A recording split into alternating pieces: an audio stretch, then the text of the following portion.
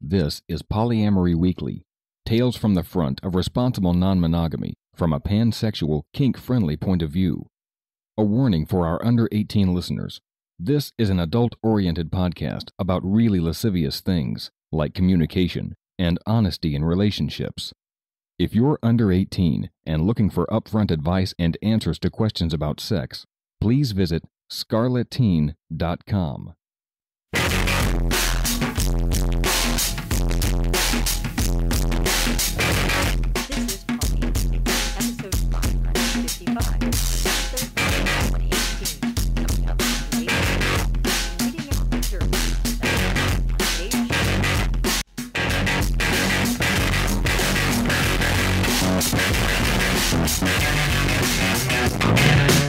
Hello everyone, I am your host Minx, and you got me solo today because LustyGuy and L are hanging out on a beach in the Caribbean. LustyGuy is a huge scuba diver, and L was able to get some time off to go join him on this trip. I was not. I have limited vacation time. So this means, first of all, you just have me for today's episode, and second, I have the house to myself. So it's me and my cat. It's wonderful. So LustyGuy asked me, what are you going to do, by yourself? And my immediate response was, I'm going to fill the fridge with kale and I'm going to watch whatever I want on the big screen. I miss them already, but it's actually really nice to have the house to myself, have a little bit of quiet, and pretty cool. And it helps to know that they are relaxing and having some good time together and, a little bit of a second honeymoon. Well, maybe a third honeymoon. No announcements today, but in terms of host chat, I was absolutely thrilled to hang out with Kevin Patterson. He stayed with us when he was in Seattle as part of his Love's Not Colorblind book tour. And he spoke at my favorite and one of the best bookstores in Seattle, Elliott Bay Book Company. And the room was packed. I mean, there were maybe a couple of empty chairs at the back, but the room was packed. And it just reminded me, I'm watching Kevin, and he's completely awesome. And I'm just watching the audience just eating out of his hand. I forget sometimes, what a fantastic storyteller he is, and what a wonderful geek he is, and how he's so willing to be open and vulnerable and share. It was truly a delight. I wish I could have stayed for the whole thing, but I had to leave after about an hour and a half just because I'd been up since 5 o'clock in the morning, and yes, it was 8:30 on Saturday night, and I was tired. But it really was a lot of fun, and it was our honor to host you, Kevin, while you were in Seattle. Hope Vancouver is just as awesome.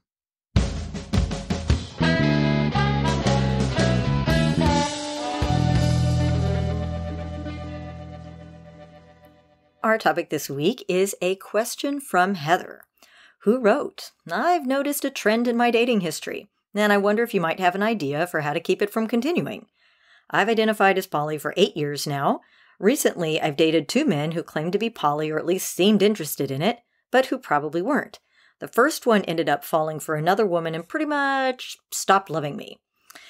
It ended pretty badly and was a very gaslighty type situation. Then I dated a man who ended up ghosting me, even though he's 45. There is no age limit to ghosting, by the way. Looking back, I wonder if he lied about being divorced and was actually even married the whole time. We were long distance and saw each other infrequently. I mean, he did have an apartment, but he also still paid for his ex's car payment, so I don't know. But obviously, I'm not finding quality people who take relationships or communication seriously. These men are either tricking me or themselves or both. I started thinking that maybe my dating profiles need not to say that I'm poly on them. I thought that saying I was poly was a filter. I would find the people who were open to that dynamic, but it appears to be filtering for people who don't take relationships seriously because they assume wanting to date multiple people means that I'm all about sex or short-term dating. Do you have any thoughts on this? I feel like not including that I'm polyamorous would be disingenuous, but at this point, I'm also a bit fed up with people treating me like I'm just some sort of hobby and not a real woman who wants to have real, healthy, supportive relationships. How do I find poly people? How do I filter out creeps who just think I'm easy because I'm into open relationships? For the record, I'm 32 years old. bisexual, mostly date men because it's familiar, cis woman, sapiosexual, demisexual. Thanks for any thoughts, Heather. Well, thank you, Heather, for writing in.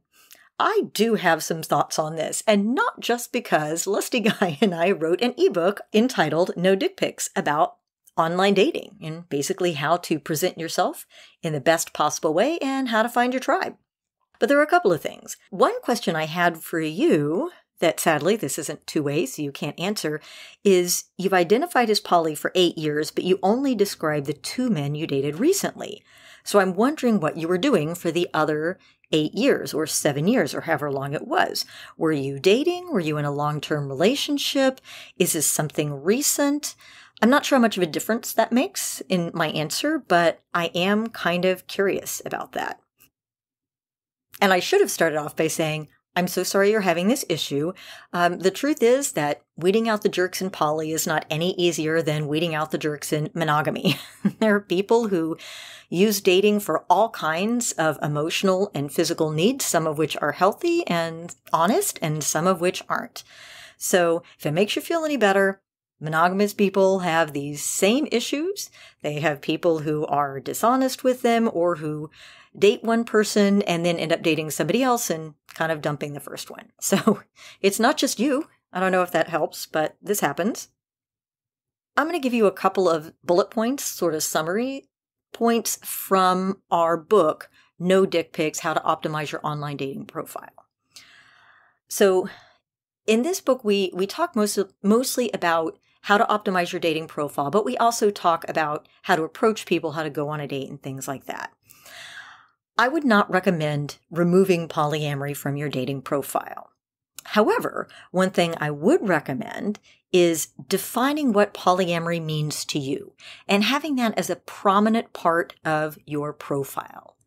Just checking the polyamorous box, well, that means a lot of different things to a lot of different people. Just like monogamy means a lot of different things to a lot of different people, so does polyamory.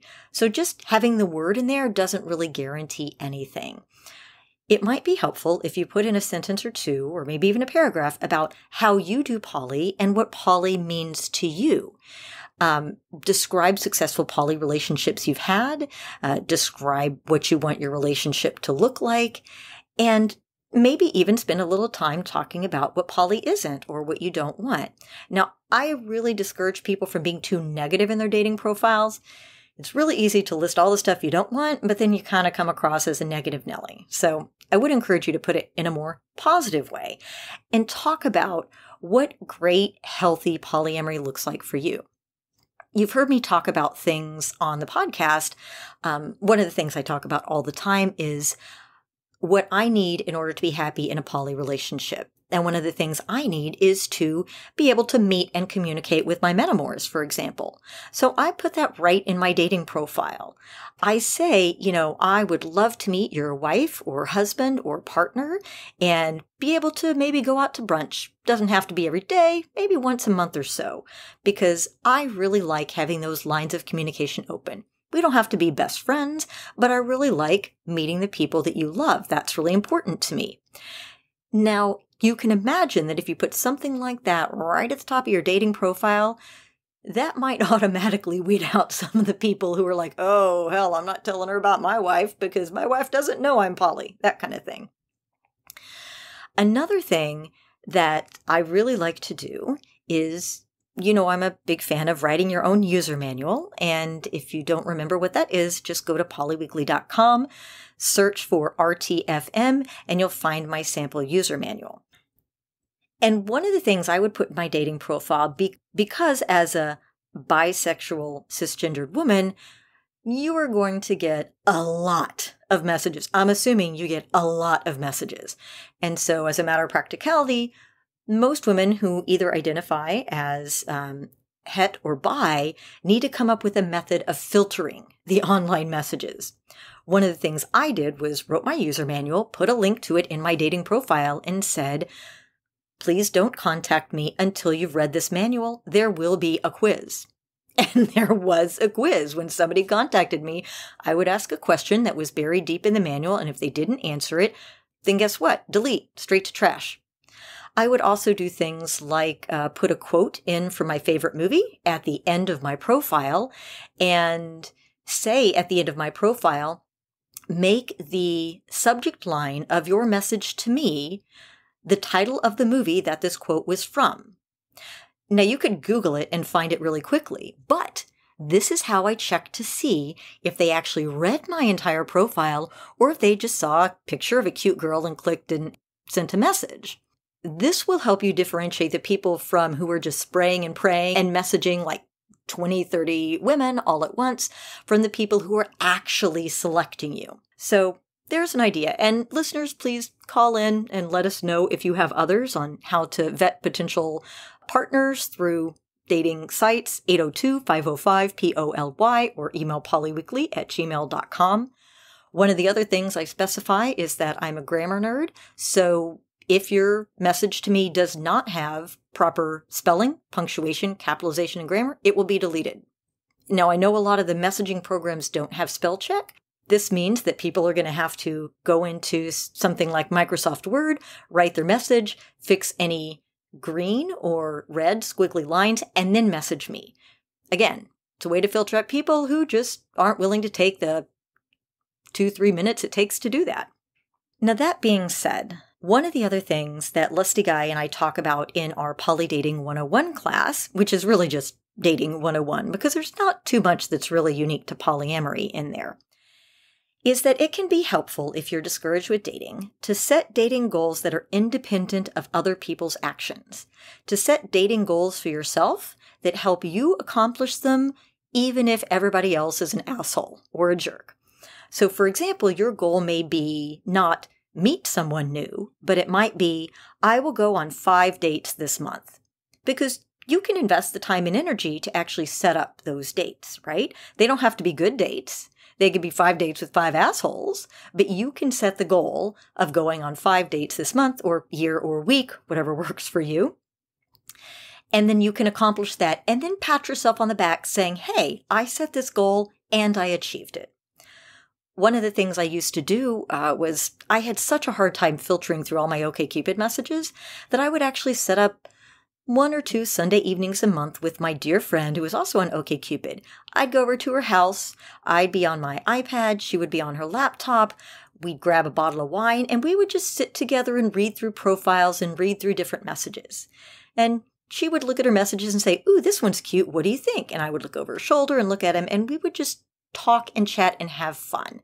That was one of my goals, which I described as spend 1 evening per month with Yvonne looking over OkCupid profiles. That made it fun for me, and it made it more like a game, and frankly, the wine helped a little bit with my openness to certain people, and it really helped to have her there so I didn't feel like I was doing it in isolation. Or maybe your goal is make a draft of my user manual. Doesn't really matter what the goals are, just set dating goals that are independent of other people's actions. And it's not really fair of me to end this section without making a comment that LustyGuy and I always say in our dating classes, which is it's great to do online dating, really works for a lot of people. But in general, the best way to find people that click with you is to go out and do shit you love to do. Because when you're out and doing stuff you really love to do, you are your best self. You're not trying that hard because you're already happy. And that's really attractive to people. Now, yes, there is the caveat that the people you meet while doing that particular activity may or may not be open to poly. However, I have actually had pretty good luck with going out and doing things I love, and there's always going to be a couple. Depending upon the size of the group, there's always going to be a few people who are either poly or at the very least poly-curious if you're willing to go to the effort to introduce somebody to that particular lifestyle and culture. I mean, the way I met LustyGuy is I was out doing something I loved. I was going to see theater with my friend, and she and I had front row tickets to his one-man show, and I had a glass of wine, and I looked and said, that guy is really cute, and he would look really good in a kilt, plus he is a great storyteller. I'm going to ask him out. And really, it worked so much better than any online OkCupid date I have. I think too much and I have a really hard time actually being myself while dating. But going to enjoy a theater show or going out swing dancing, for LustyGuy, scuba diving club, when we're out doing things that we really love doing, that's when we have typically met the people that want to meet us and share our lives. So take that for what it's worth. Heather, I hope that helped.